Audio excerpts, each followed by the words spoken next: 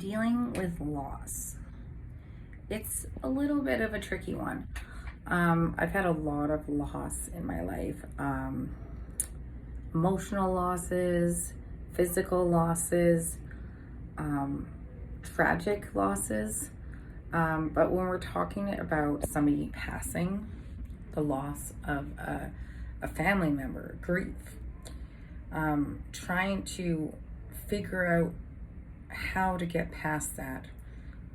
For one thing, I don't think we ever get past grieving. I think we're always going to grieve. Like, I've lost two people. Like, I lost my grandma, but she was 80. And, she died of certain things that happen when you're older. And I wasn't ready for it. But I knew it was going to happen at some point in time. My grandma was older. This is what happens when you get older. But I've had two major losses that I weren't expecting at all. I wasn't expecting at all. I don't know how to speak. So in 2019, January 16th, you remember the day for the rest of your life. My brother died. My brother was 37 years old. So that was very unexpected. That was a very tragic. That was very emotional. I got called to come there because he passed. You know what I mean? My nephew, my now son, he was 12 and he found his dad dead. You know what I mean? Then I got the phone call being like, Auntie, dad's dead, right? Like, so then, very tragic things happened. Like, I got up, I started screaming, your uncle's dead, Chris is dead, because my dad lived in the house, and just crying, major crying, and running to my car, not even knowing, I don't even know if I put shoes on, I don't even know if I was dressed, I don't even know if I was in pajamas. I definitely didn't know. You kind of just act, you just do. Then on the phone with the police while I'm driving, almost getting in a car accident. I was usually probably like a 15-minute drive away from my brother's house. It was morning traffic, so it took me 45 minutes in traffic to get to my brother's house when I just got a phone call saying, I think Dad's dead. I get there, paramedics and everything are already in there. I'm not allowed in there. My nephew is with a police officer, has a police jacket on, crying his eyes out. Waited outside for and I'm just losing my mind. And they said, it's gonna be a while. We're trying, they're working on him or whatnot. They're trying everything they can. So I think it was like 45 minutes that we sat out there when they finally came out and told us that he had gone.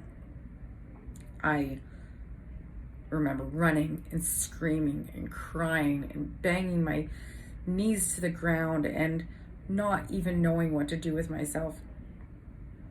I couldn't be strong for anybody at that very second. I couldn't be strong for my nephew. I couldn't be strong for my children were at home. But God knows what they were thinking, because they overheard me yell at my dad saying that their uncle's dead. So now they're sitting at home thinking this, and they're by themselves. They're old enough to be by themselves, but my best friend came. My husband wasn't there yet. It was very hard. So once they said, the coroner is going to come, they're going to take pictures, they're all going to do this, that, and the other thing. You guys can't go in until we make him presentable. So I'm thinking, I need to find my mom. My mom was at work. She got the phone call from me. She kind of blanked out and just left. And forever, she said she doesn't even know where she went. She just left. And, we got to see, so anyways, I just wanted to be busy. I don't know. I was just busy, calling people, trying to get a hold of family. I didn't want to be in one spot. I didn't want to sit still. It did get to the point where I got back there and the coroner, or I don't know if it's coroner, the people that come anyways, he had my brother ready, and we went in. My nephew was 12. That was his dad. That was his world. That was his everything. So we said our goodbyes, and he looked so good. He looked so healthy as fuck, because he wasn't healthy 3 months up to that date. So he looked healthy, and him. I got handed all of his jewelry. My nephew said, "I love you, Dad. You were such a good dad." Just crying his eyes out. "You were such a good dad. And you've taught me everything. And I just want you to know I love you. And you were a good dad." So usually you can take as long as you want. But for me and my husband, my nephew had said his goodbyes. He did not want to be in there any longer.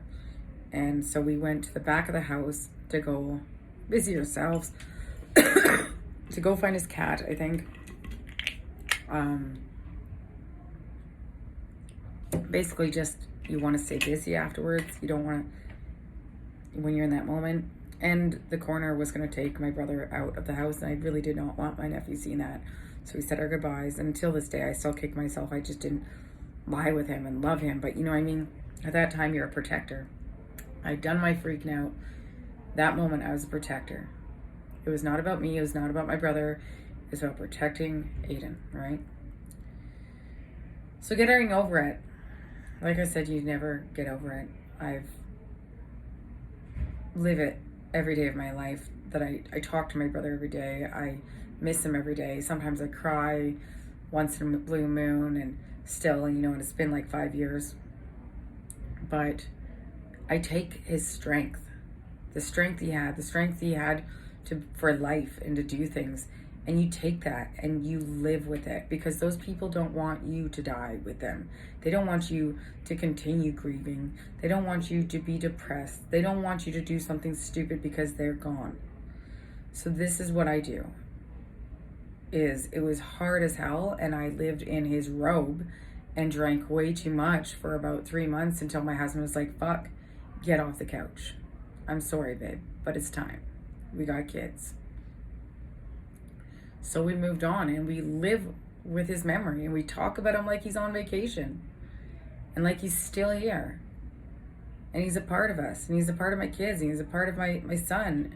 And that's how we move on, and that's how we continue, because it's not a sorrow. We had him. We have all of our memories together. We have videos, we have pictures, and one day we'll see him.